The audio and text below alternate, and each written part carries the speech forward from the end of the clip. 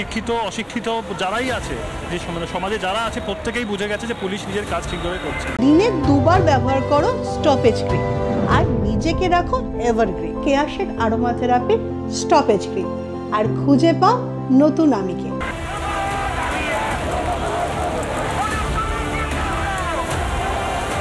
If you say that it is failure of assessment, yes, you can call it. It is failure of assessment.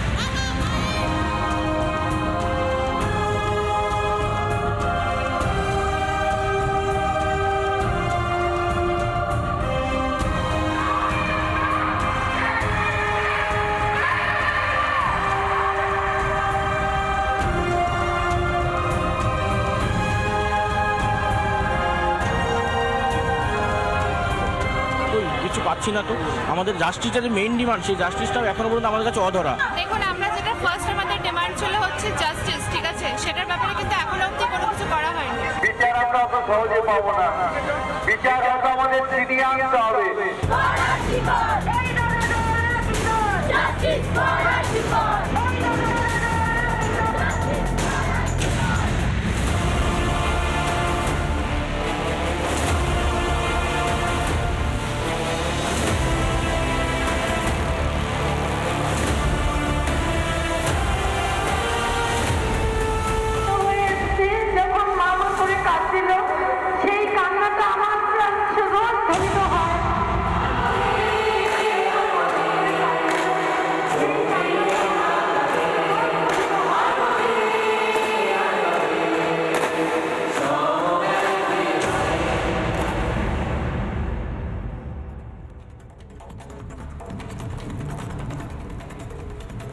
দেখতে দেখতে 1 মাস পার হয়ে গেছে, কেউ কথা রাখেনি। 1 মাস আগে আমি শপথ করেছিলাম যে কোনো রাজনৈতিক বিতর্ক এই কয়েকদিন আমি করব না। দেখতে দেখতে 1 মাস আমি কোনো রাজনৈতিক বিতর্কের অংশ হইনি, কারণ এটা বিতর্কের ঊর্ধ্বে, এটা তর্কের ঊর্ধ্বে।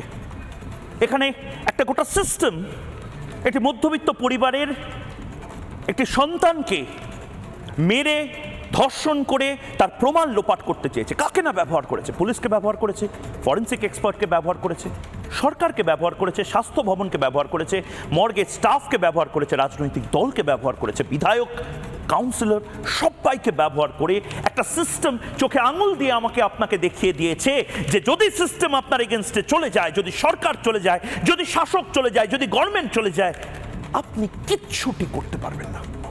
1 মাস হয়ে গেছে, কেউ কোনো কথা রাখেনি। 10 লাখ টাকা অভয়ার মৃতদেহের দাম ধার্য হয়েছে। মমতা বন্দ্যোপাধ্যায় 1 মাস সময় ধার্য করেছেন, সময়ের কাল ধার্য করেছেন অশৌচ পালনের বা শোকসন্তপ্ত থাকার পর। মমতা বন্দ্যোপাধ্যায় বলছেন উৎসবে ফিরুন। উৎসবে ফিরবো কি করে? মমতা বন্দ্যোপাধ্যায় বোধহয় ভুলে গেছেন এটা আমাদের শোকের সময় ছিল না। মমতা বন্দ্যোপাধ্যায় বোধহয় এখনো বুঝতে পারছেন না এটা আসলে শোকের সময় নয়, এটা দ্রোহকাল। এবং চোয়াল শক্ত যখন হয় তখন শোক সন্তপ্ত হৃদয় নিয়ে আমরা উৎসবে যাই না, আমরা মিছিলে যাই, মিটিংয়ে যাই, ঢাকের তালে জাস্টিস ফর আরজি কর বলি, বলবো, মহালয়ার ভোরে বলবো, রাতে বলবো, এবং গোটা দুর্গাপুজোয় বলবো।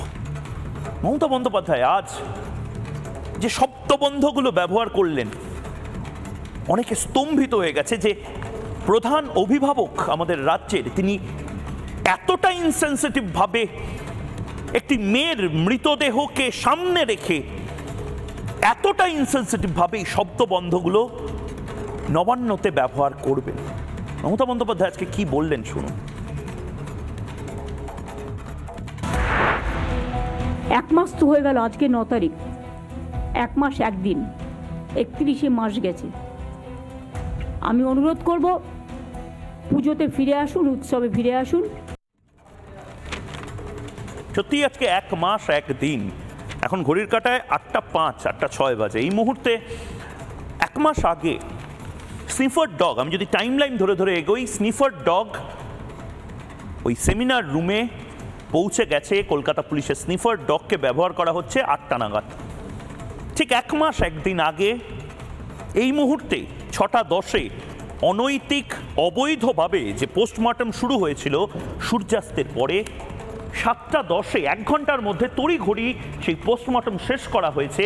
এখন অর্থাৎ রাত 8টার সময় 1 মাস 1 দিন আগে অভয়ার দেহ ধুয়ে মুছে সেলাই করে মা বাবাকে দিয়ে দেওয়ার প্রস্তুতি চলছে এবং মা বাবাকে এরপর 8:30 নাগাদ যখন দেহ হস্তান্তর করা হবে তখন তাদেরকে জোর করা হবে, চাপ দেওয়া হবে যে আপনারা দ্রুতই বডি এই দেহ নিয়ে দাহ করে দিন। স্থানীয় বিধায়ক থাকবেন, স্থানীয় কাউন্সিলর থাকবে। 1 মাস হয়ে গেল, কেউ কথা রাখেনি। কবে রাখবে আমরা জানি না, বিচার আমরা জানি না বিচার কবে পাবো। কিন্তু মমতা বন্দ্যোপাধ্যায় উৎসবের কথা বলছিলেন না। এই বাংলার এক মা যে সন্তান হারা হয়েছে সেও উৎসব নিয়ে আজকে প্রতিক্রিয়া দিয়েছে। মমতা বন্দ্যোপাধ্যায় যা বলেছেন তার ঠিক পরে অভয়ার মা যা বলেছেন একবার শোনাবো।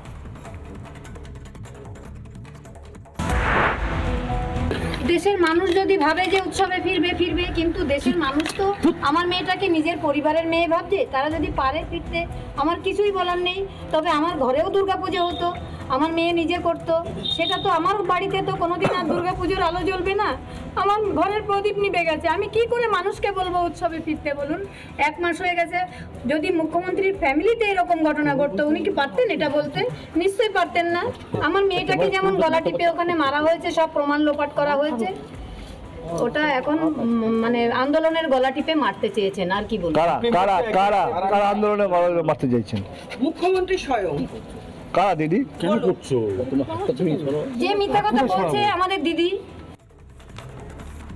মমতা বন্দ্যোপাধ্যায় আসলে উৎসবে ফিরে যেতে বলছেন আপনাকে, আপনাদেরকে, আমাকে, আমাদেরকে।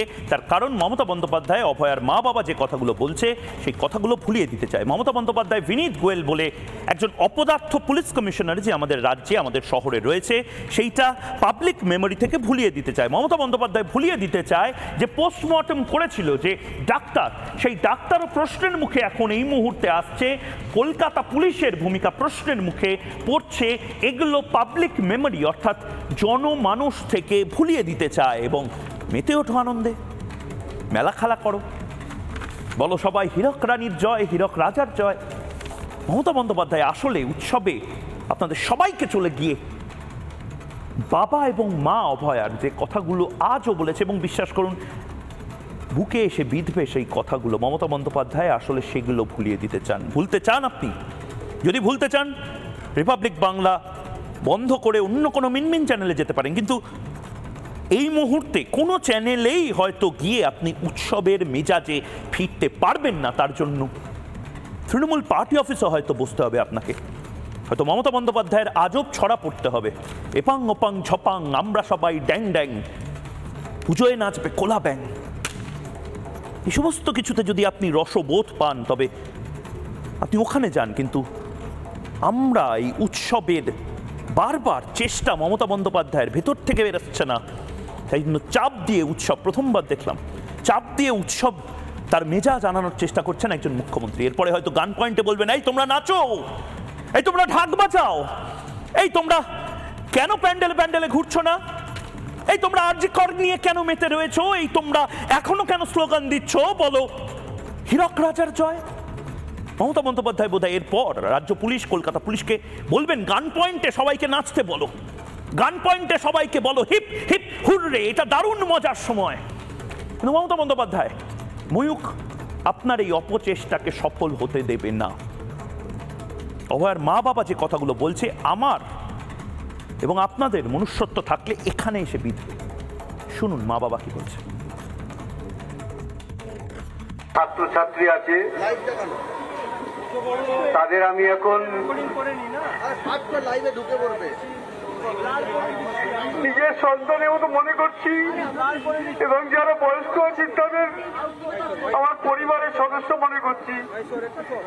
এই এত লোক আজ আমার পাশে এসে দাঁড়িয়েছে এবং আমার মেয়ের এই যে অপরাধ, জঘন্য অপরাধ আর্জি করা হয়েছে, তার জন্য যে সুবিচার চাচ্ছেন, তার জন্য আমি মনে অনেক সাহস পেয়েছি।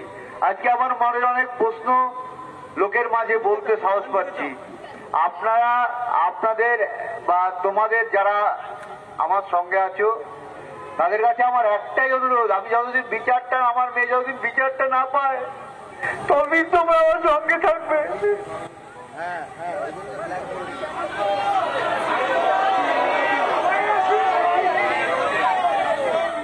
এখন যা পরিস্থিতি আমি দেখতে পাচ্ছি, বিচার আমরা অত সহজে পাবো না। বিচার হয়তো আমাদের ছিনিয়ে আনতে হবে এবং সবার সহযোগিতা ছাড়া এটা সম্ভব নয়। আশা করি সবাই আমাকে সহযোগিতা করবে এবং আশ্বাস দিচ্ছেন, সেই জন্যই আমি মনের জোর পাচ্ছি এবং আজকে সব কথা বলার সাহসও পাচ্ছি। খুব ছোট যখন, তখন থেকেই ওর ডাক্তার হওয়ার স্বপ্ন ছিল যে আমি ডাক্তার হব মা, অনেক লোকের সেবা করব। আর সেই সেবা করতে এসেই আমার মেয়েটা আর্জি করে বলিদান হয়ে গেছে। একটা অন ডিউটি ডক্টর এভাবে নৃশংসভাবে চরম অত্যাচারিত হয়ে সে যখন মা করে কাঁদছিল, সেই কান্নাটা আমার প্রাণ রোজ ধ্বনিত হয়। রোজ এখন আমি ভাবি কত কষ্টে আমার মেয়ের প্রাণটা চলে গেছে। মমতা বন্দ্যোপাধ্যায়, আমরা উৎসবে মেতে উঠব। মমতা বন্দ্যোপাধ্যায়, আমরা বিশ্বাস করুন হীরক রাজার জয়, হীরক রাজার জয় বলবো যদি আপনি প্রধান অভিভাবক হিসেবে অভয়ার মা বাবাকে এবং বাংলার প্রত্যেকটি মা বাবাকে এই প্রশ্নের উত্তরগুলো দিতে পারেন বা উত্তরগুলো দেওয়ায় অন্তত সাহায্য করতে পারেন। সিবিআইদেরও বলছি, সিবিআই অফিসারদের বলছি, মমতা বন্দ্যোপাধ্যায়কে বলছি, কলকাতা পুলিশকে বলছি, এই প্রশ্নের উত্তরগুলো আপনাদের কাছে আছে। আর 29 দিন বা 30 দিন হয়তো পুজোর বাকি। দেখুন, আমি নিজেও এখনো মনে করতে পারছি না, প্রতিবার 50 দিন থেকে কাউন্টডাউন গুনি। এই প্রশ্নের উত্তরগুলো যে দেবে তাকে ধন্যবাদ জানিয়ে প্রথমে দুর্গাপূজার শুভেচ্ছা দেব এবং তারপর উৎসবে মেতে উঠব। কিন্তু জবাব চান বাবা মা। এক, ময়না তদন্তের আগেই আত্মহত্যা বলা হলো কেন? মমতা বন্দ্যোপাধ্যায়, আপনার কাছে এই প্রশ্নের উত্তর আছে? যদি উত্তর থাকে, উৎসবে মেতে উঠবো এই মুহূর্ত থেকে, ঢাক বাজাবো, বলবো হীরক রাজার জয়। ময়না তদন্ত করতে এত দেরি হলো কেন? এবং দেরি যে হলো, সূর্যাস্তের পরে হলো কেন? উত্তর আছে মমতা বন্দ্যোপাধ্যায়ের কাছে। স্বাস্থ্যমন্ত্রী তো। মেয়ের দেহ দেখতে দেওয়া হচ্ছিল না কেন অভয়ার মা বাবাকে? 3.5 ঘন্টা, 3 থেকে 3.5 ঘন্টা সেমিনার রুমের বাইরে মা বাবাকে বসে থাকতে হলো। আর মমতা বন্দ্যোপাধ্যায়, আপনার যারা পেটোয়া ডাক্তাররা রয়েছেন তারা ভেতরে গেল, এভিডেন্স ট্যাম্পার করলো, উকিঝুঁকি মারলো, পিকনিক চলছিল যেন। কতটা ইনসেনসিটিভ একটা সরকার! অস্বাভাবিক মৃত্যুর মামলা রুজু কেন? আর যে রুজু হলো এত দেরিতে কেন? দেখে বুঝতে পারেননি? পুলিশ মন্ত্রী তো, পুলিশ কমিশনার বুঝতে পারেনি এত অযোগ্য কমিশনারকে কেন রেখে দিয়েছে? এফআইআর করতে সন্ধ্যে 6টা বাজলো কেন? বিনীত গোয়েল আইপিএসটা পড়েছেন তো নিশ্চয়ই, ইউপিএসসি পাস করেছেন তো নিশ্চয়ই, এটা বুঝতে পারেননি যে এটা বেসিক্যালি একটা অ্যাবনর্মাল ডেথ কেস? এটার মধ্যে রেপ থাকতে পারে, সেক্সুয়াল হ্যারাসমেন্ট থাকতে পারে, খুন হতে পারে। শ্মশানের খরচ কে দিয়েছে বলতে হবে তো। প্রমিস করছি উৎসবে মেতে উঠবো, কিন্তু এই প্রশ্নের উত্তরগুলো দিতে হবে তো মমতা বন্দ্যোপাধ্যায় সরকারকে। প্রত্যেকটি বাংলার মা বাবা এই প্রশ্নের উত্তর চায়, তার মেয়ের জন্য, অভয়ার জন্য। মমতা বন্দ্যোপাধ্যায়ের কাছে উত্তর আছে? সবকিছু তৃণমূল কংগ্রেস ভেবে ফেলেছে এপাং ওপাং ঝপাং, সাটাসাট ড্যাং ড্যাং, আমরা সবাই ড্যাং ড্যাং, পুজোয় নাচবে কোলা ব্যাং। হয় না। মোটা দাগের রসিকতা, মোটা দাগের নির্দেশ, এই সমস্ত কিছু জনমানুষ বদলে দিতে পারে না। মমতা বন্দ্যোপাধ্যায়কে বুঝতে হবে মানুষ এবার শোক পালন করছে না, মানুষ ক্ষেপে গেছে, মানুষ দ্রোহ পালন করছে। এর পাশাপাশি মমতা বন্দ্যোপাধ্যায় আজকে বললেন যে আমি নাকি টাকার কথা বলিনি। মমতা বন্দ্যোপাধ্যায় সত্যি কথা বলছেন না অভয়ার মা বাবা আমি জানি না, কিন্তু অভয়ার বাবা ঠিক কি বলেছিল একবার শোনাবো। যখন আমার মেয়ের দেহ আমার ঘরে সাহিত্য ছিল, তখন ডিসি নর্থ আমাদের ঘরের একটা গলিতে ঢুকে ঘরের ভেতরে তিনি আমাকে টাকা দেওয়ার চেষ্টা করেন এবং তার যা জবাব দেওয়ার আমরা সঙ্গে সঙ্গে সেই জবাবটা দিয়ে দিই। ডিসি সেন্টার ইন্দিরা মুখোপাধ্যায় বারবার প্রেস মিট করে করে মিথ্যা কথা বলছে, মিথ্যাচার করছে। কারণটা কি? কি কারণে এরা করছেন এই জিনিসটা? তো তাই দিতে আমাদের একটা বিশাল প্রশ্ন আমাদের সবসময় মনে আছে।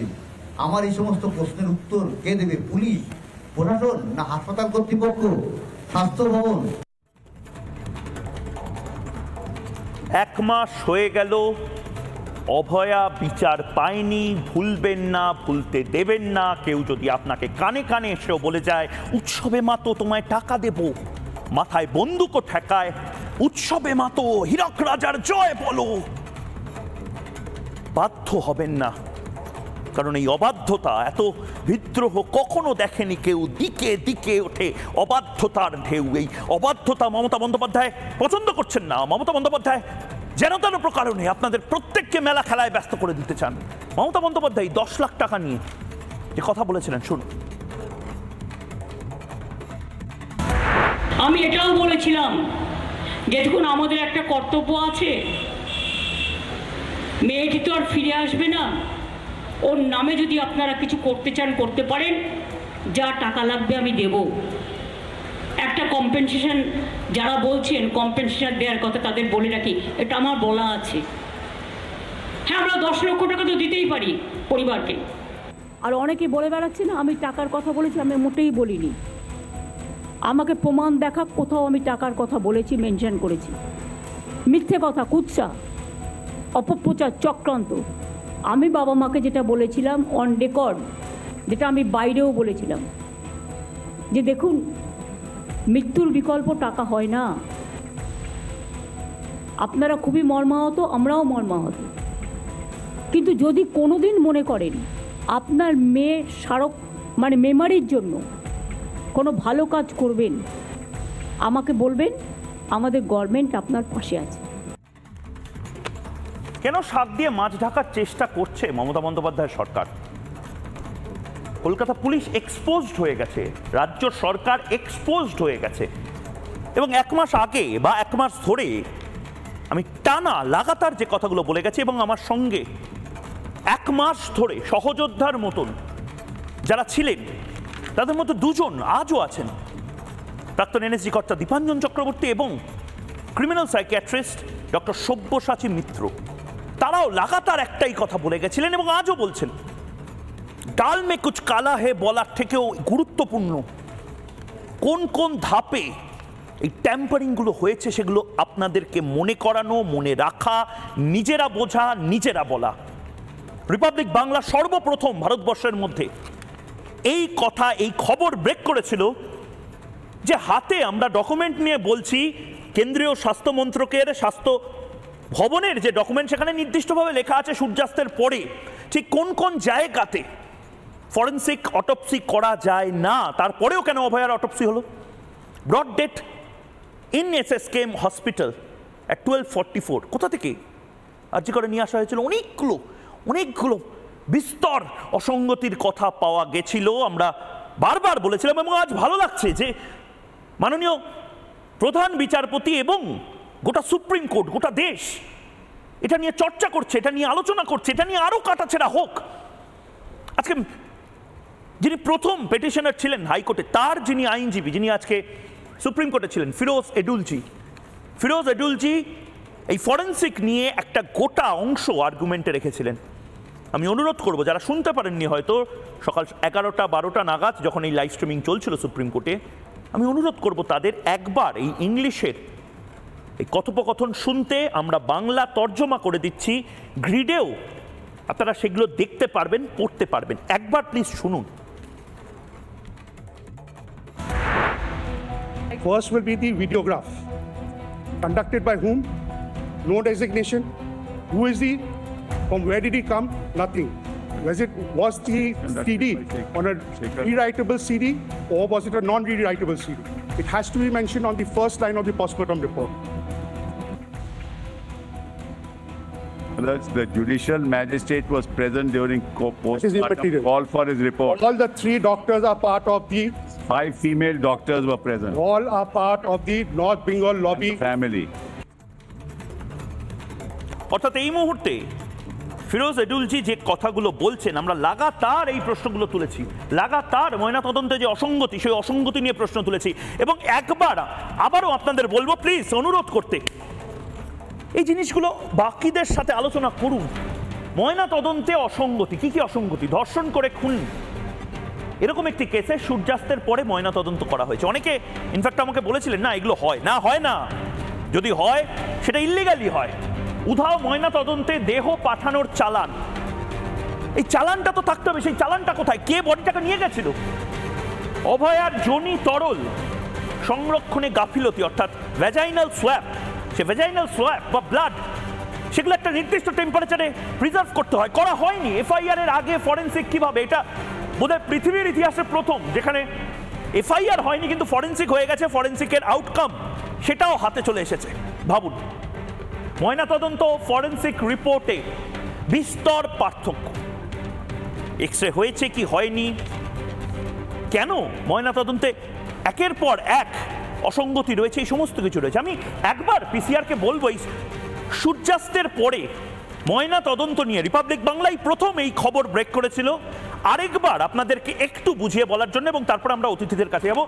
এই যে সূর্যাস্তের পরে কেন এই জিনিস করা যায় না, রিপাবলিক বাংলা প্রথম এই খবর আপনাদেরকে বলেছিল। অভয়ার ময়না তদন্তে একাধিক বেনিয়ম, এবং এই বেনিয়মের কথা রিপাবলিক বাংলা সর্বপ্রথম জবাব চায় বাংলাতে আমি বলেছিলাম সন্ধ্যে 6টার পর হয় ময়না তদন্ত।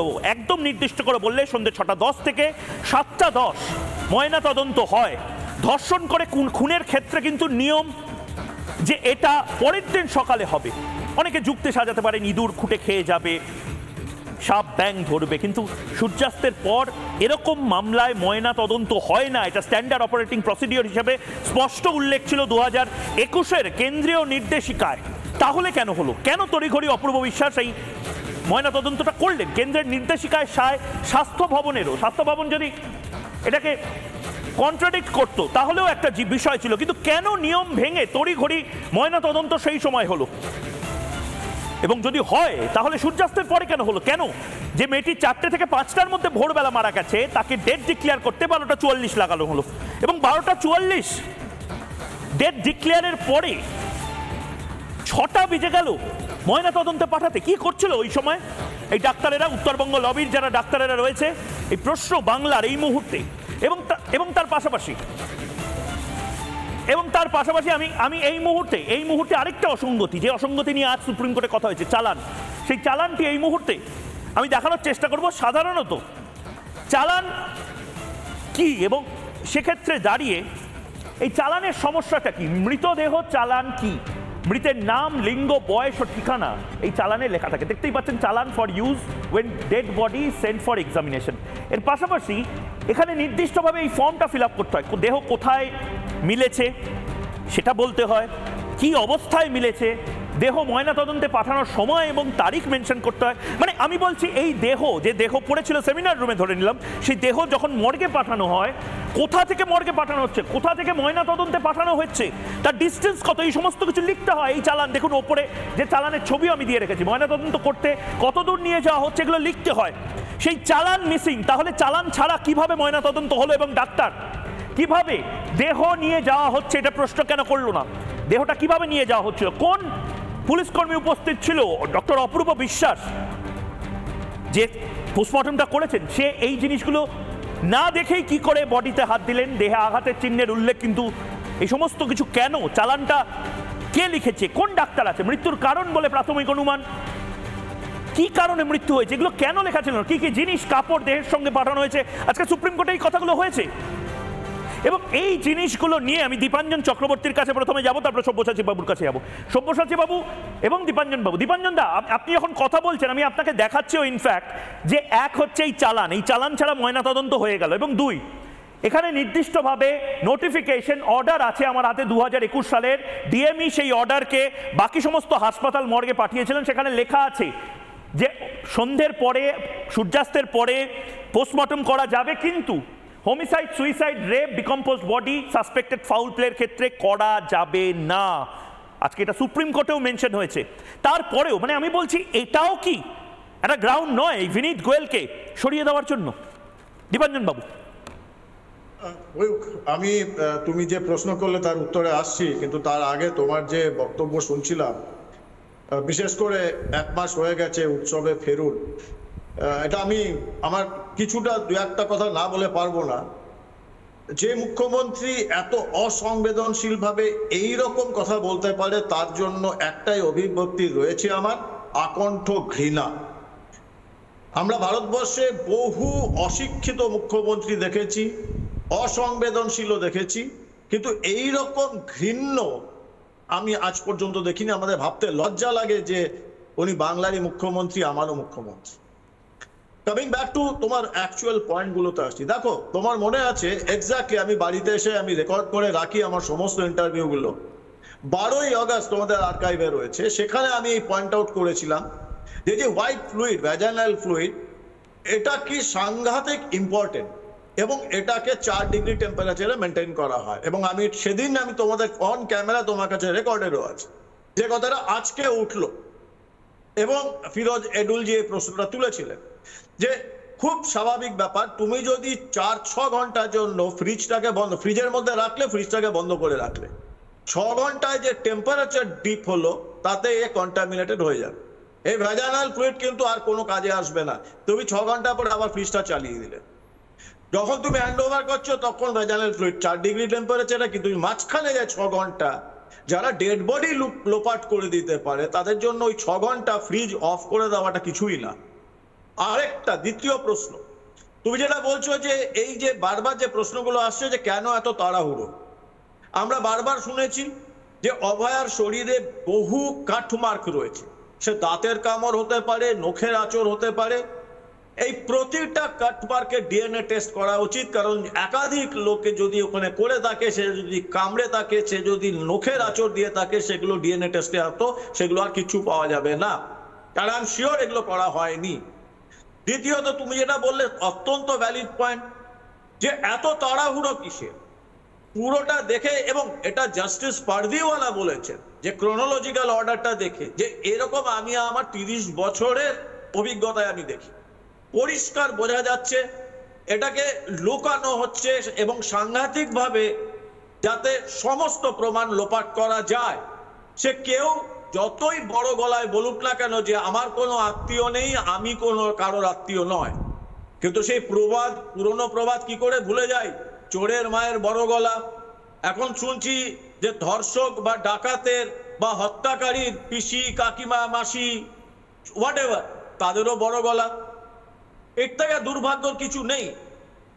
পরিষ্কার বলা আছে সূর্যাস্তের পরে ময়না তদন্ত হবে না যদি না সেই হত্যা বা সেই ডেড বডির সঙ্গে সাংঘাতিক রকম law and order situation involved হয় বা সাংঘাতিক কমিউনাল রাইটের পরিস্থিতি তৈরি হয়। এই দুটো ক্ষেত্র ছাড়া কোনোভাবেই ময়নাতদন্ত সূর্যাস্তের পরে হয় না। কেন হলো আমরা বারবার দেখছি, এবং একটা শিশুও বুঝতে পারছে যে একে হত্যা করা হয়েছে, ধর্ষণ করাটা হয়েছিল যাতে হত্যার ষড়যন্ত্রটাকে গুলিয়ে দেওয়া যায়, এবং এটা চোখের সামনে দেখা যাচ্ছে। একের পর যেরকম ভাবে প্রমাণ লোপাট করা হয়েছে, আমি তোমাকে মনে করিয়ে দিই, তোমার দর্শকদেরও মনে করিয়ে দিই, বছর 15 আগে একটা সাংঘাতিক কেস হয়েছিল নয়ডাতে, কোঠারি মার্ডার কেস, তোমাদের মনে আছে। কোহলি এবং তার বাড়ির মালিক পান্ধের, তাদের প্রথমে লোয়ার কোর্টে ফাঁসির অর্ডার হয়, পরে হয় যাবজ্জীবন। 2023 অক্টোবরে এলাহাবাদ হাইকোর্ট তাদের সম্পূর্ণ বেকসুর খালাস করে দেয়। কেন জানো? ওই একটাই পয়েন্ট যে এভিডেন্সেস যে কালেক্ট করা হয়েছিল প্রপার প্রসিডিওর মেনটেন করা হয়নি। সিবিআই আবার যাচ্ছে সুপ্রিম কোর্টে, এবং একদম একদম দীপাঞ্জন দা ঠিক এই জায়গাতে আমি একবার, আপনি বলছিলেন প্রমাণ লোপাট নিয়ে, মমতা বন্দ্যোপাধ্যায় আপনিও এই প্রসঙ্গটা উল্লেখ করলেন, যখন আমার একবার দর্শকদের জানানো উচিত, মমতা বন্দ্যোপাধ্যায় আজকে কিন্তু নিজেও বলে দিলেন আমি কেন প্রমাণ লোপাট করতে যাবো, আমার কেন বন্ধু নেই। কোন বন্ধুর জন্য প্রমাণ লোপাট করতে চলেছেন মমতা বন্দ্যোপাধ্যায়? এটা কোন প্রসঙ্গে উঠলো? এই প্রসঙ্গটাই তো ওঠার কথা নয়। মমতা বন্দ্যোপাধ্যায় নিচে এই সমস্ত কথা বলছেন, কি বলেছেন শুনুন। এটা নিয়ে নানা রকম এভিডেন্স লোপাটের কথা বলা হয়েছে, আর আমাদের এভিডেন্স লোপাট আমি করতে যাবো কেন? কাকে বাঁচানোর জন্য? কেউ আমাদের বন্ধু নয়, কেউ আমাদের শত্রু নয়। আইন আইনের পথে চলবে। অনেকে অনেক উল্টোপাল্টা কথা বলে বেড়াচ্ছেন, কিন্তু জেনে রাখুন nobody is related to me and I am not related to anybody. প্রমাণ লোপাটের আপনার কোনো ইচ্ছা বা আপনার বন্ধু বান্ধবের কোনো ইচ্ছা নেই, এটা আপনি দাবি করছেন, কিন্তু তাহলে প্রথম ধাপ থেকে, প্রথম দিন থেকে, প্রথম মুহূর্ত থেকে এই সমস্ত জিনিস কেন হলো? এবং তার মধ্যে আবারও বলছি, পোস্টমর্টমে অনেক কিছু লুকিয়ে আছে, আসলে ক্রিমিনাল কনস্পিরেসি, এটাকে অপদার্থতা বলা চলে না। এই ফরেন্সিক এক্সপার্ট, তাকেও প্রশ্নের মুখোমুখি হতে হবে। কে ফরেন্সিক এক্সপার্ট আমি দেখিয়ে দেবো, কিন্তু তার আগে এই ব্রড ডেড অ্যাট আরজি কর, এটা কি করে হয়?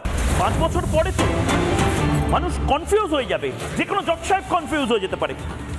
অভয়ের ময়না তদন্তে একাধিক অসঙ্গতির মধ্যে আরেকটি অসঙ্গতি, যেটা 1 মাস ধরে আমরা বলে যাচ্ছি। এই মুহূর্তে সেই ছবি আপনাদেরকে দেখাবো। পোস্টমর্টমে লেখা আছে ডিসিজড ওয়াজ ব্রট ডেড টু আরজি কর মেডিকেল কলেজ অন 9/8/2024 at 12:44। কোথা থেকে ব্রড ডেড নিয়ে আসা হয়েছিল? আরজি কর হাসপাতালে নাকি ব্রড ডেড নিয়ে আসা হয়, অর্থাৎ মৃত অবস্থায় আরজি কর হাসপাতালে, ধরে নিলাম আরজি করের ইমার্জেন্সিতে মৃত অবস্থায় 12:44-এ নিয়ে আসা হয়। কোথা থেকে নিয়ে আসা হয় তার উল্লেখ নেই কেন? চালানে উল্লেখ নেই কেন যে সেমিনার রুমে ছিল? প্লেস অফ অকারেন্স বলতে এত দ্বিধা কেন? সেমিনার রুমে যদি হয়, তাহলে সেমিনার রুম থেকে যে ইমার্জেন্সিতে নিয়ে আসা হয়েছে সেটা ডেথ সার্টিফিকেট থেকে পোস্টমর্টমের সার্টিফিকেট সমস্ত জায়গাতে নেই কেন? মানে আজ থেকে 5 বছর বা 50 বছর পরে কেউ যদি এই কেস দেখে, এই যে গোয়েন্দাপীঠ লালবাজার বা সুপ্রতিম সরকারের মতন সুলেখক যদি আজ থেকে 20 বছর পরে এই কেসের কাগজপত্র নিয়ে নাড়াঘাটা করেন, তখন তো এই শব্দটা প্রথমেই মাথায় বিঁধবে।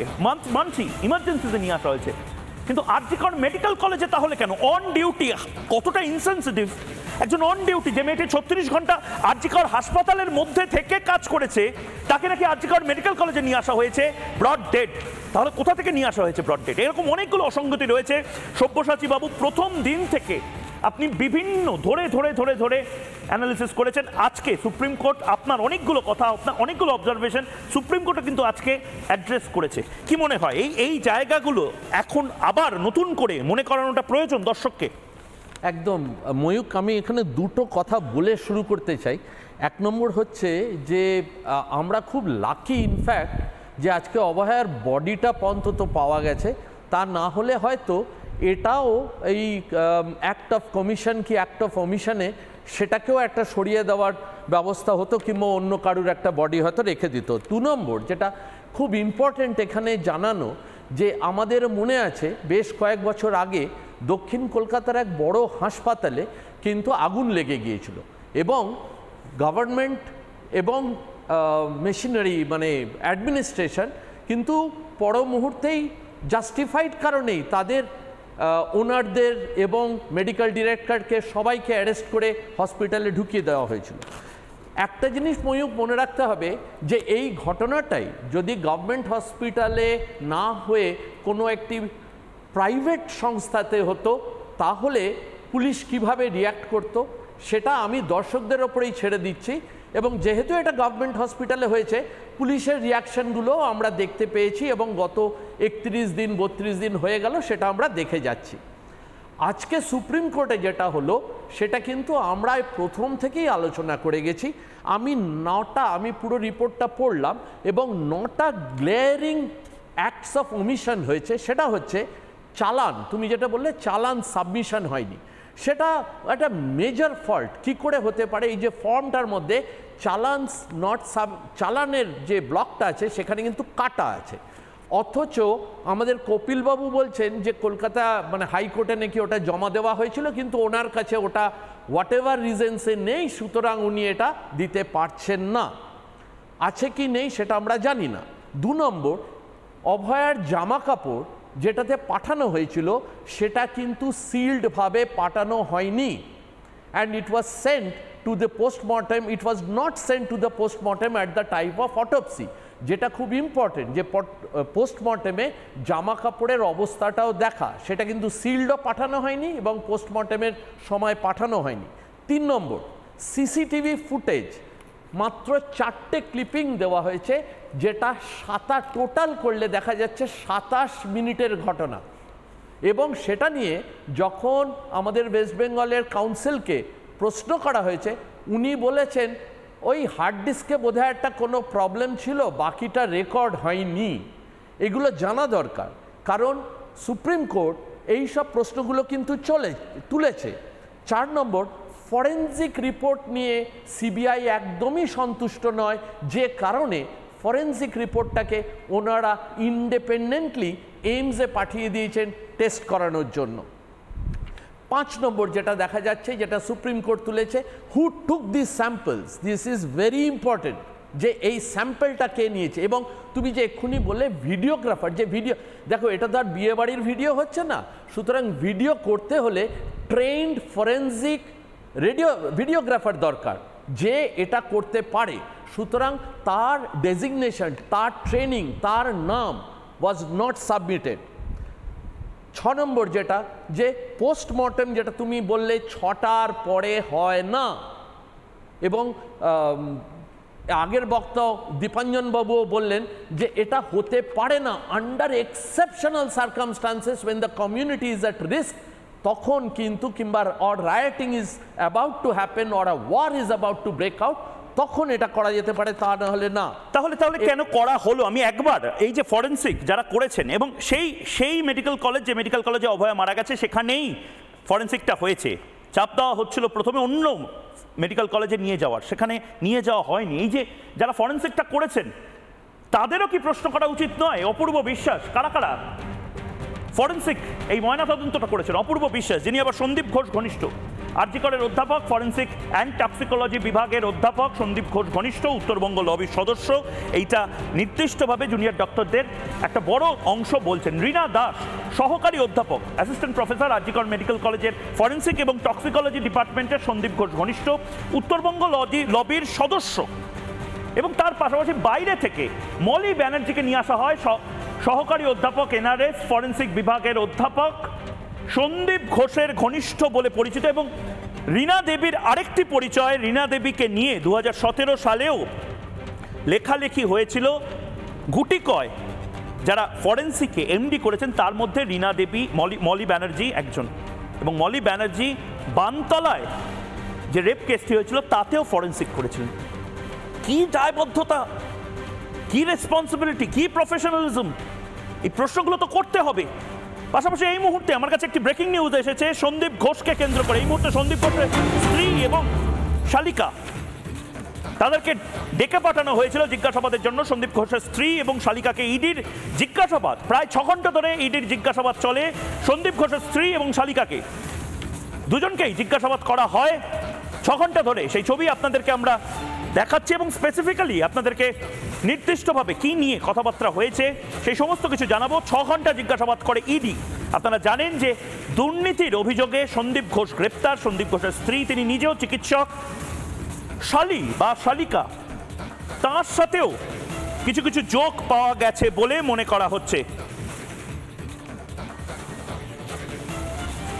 এবং তার পাশাপাশি এই মুহূর্তে আমি একটা জিনিস আপনাদেরকে বলে দিচ্ছি, এই ফরেনসিক এবং তার যে অসঙ্গতিগুলো, এগুলো নিয়ে কথা বলা ছাড়বো না। দরকার হলে এখানে ঢাক নিয়ে আসবো, কাসর ঘন্টা নিয়ে আসবো, উৎসবে মেতে উঠবো, কিন্তু ফরেনসিক নিয়ে কথা বলবো। উৎসবে মেতে উঠবো, কিন্তু জাস্টিস নিয়ে কথা বলবো। এবং মাথায় বন্দুক ঠেকালেও কিছু রাজ্য, কিছু রাষ্ট্রের মাথায় যারা বসে আছে তারা আমাকে এবং আপনাকে জোর করে বলাতে পারবে না হীরক রাজার জয়, হীরক রানীর জয়। আজ রাত 9টার সময় গোটা বাংলা স্তব্ধ হতে চলেছেন 9 মিনিটের জন্য। আজ 9 তারিখ রাত 9টায় 9 মিনিটের জন্য গোটা বাংলা স্তব্ধ হবে। তাতে অংশগ্রহণ আপনি যদি করেন আমরা লাইভ দেখাবো সেটা। কিন্তু আপাতত আর কবে জাস্টিস হবে? 1 মাস কেটে গেল, কেউ কথা রাখেনি। কথা তো রাখতেই হবে। কবে তার জবাব বাংলার মানুষ চায়। একটা বিরতি নেব, কিন্তু তার আগে সেই ছবি এবং শব্দগুলো কানে যেন বাজে, তার দায়িত্ব নিয়ে ব্যবস্থা করব।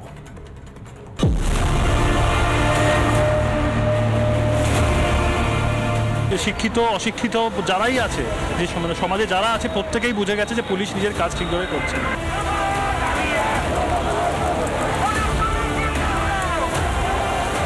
If you say that it is failure of assessment, yes, you can call it. It is failure of assessment.